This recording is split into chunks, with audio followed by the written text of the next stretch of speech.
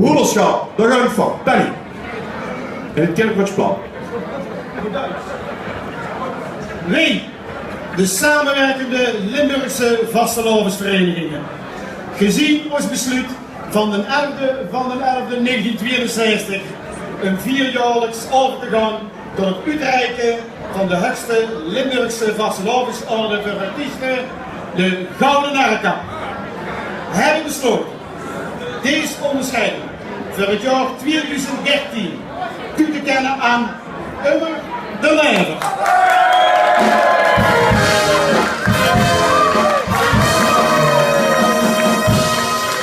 Voor het 33 jaar op een even unieke als humoristische wijze uitdragen van de Limburgse vastelavond.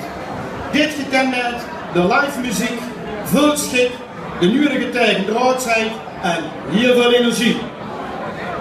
Namens de aangesloten verenigingen, de aanhouwers Meersen, de Bijker Pottentoten, het Bombakkes Gennep, Burgerlust Eigelshoven, CCH Hoensbroek, de Vlarense Geleen, de Kiergrotsche Vastelavensverein, de Marotte Sittard, de Militofiele Valkenberg, de Oeles Tegelen, de Pielhaas Vennooy,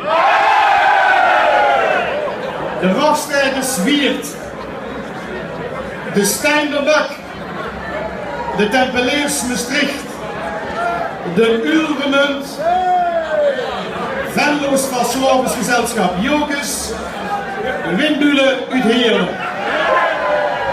Het bestuur van de samenwerkende Limburgse vastelavensverenigingen, Remo Vlekken president, Frits Dirks penningmeester, Pauline ceremoniaris, Peter Hilkes bestuurslid, Peter Bastiaans bestuurslid en ondergetekende Telly Tonen secretaris.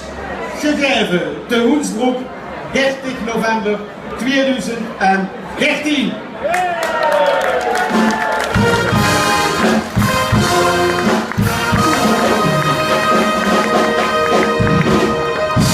Leef nu, voorlaten ze nog eens even naar vuren komen en ik wil een groot gejubel voor de Gouden Narrekap Prager 2013.